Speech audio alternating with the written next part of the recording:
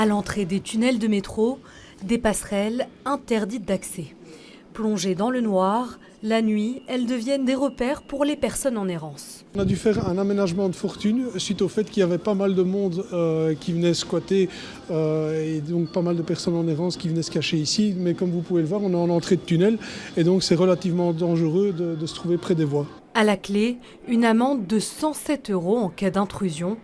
Une somme à laquelle il faut ensuite rajouter les coûts de blocage d'une ou plusieurs lignes de métro. Nos agents de sécurité ont dans leurs prérogatives et dans leurs instructions de chaque fois qu'ils rentrent dans une station de faire une patrouille et de vérifier tous ces accès non accessibles au public. Des espaces frôlés par les trams et métros lancés à grande vitesse et avec un risque accru d'électrocution en cas de chute. Le rail que vous voyez au milieu des deux voies, il alimente les rames que vous voyez passer, donc il est très chargé en électricité.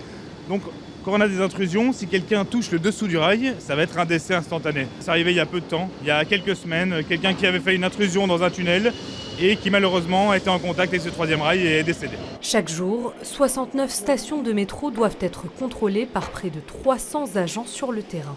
Les personnes en difficulté ne sont pas tolérées dans les zones payantes, c'est-à-dire sur les quais ou autres. Donc tout ce qui est zone payante, c'est non.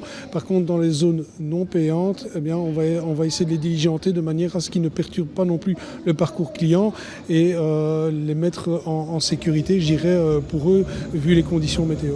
Selon la STIB, la présence des personnes en errance est en nette augmentation. 4 706 signalements en 2022. Les plaintes des usagers, elles aussi, ont plus que doublé en 2 ans.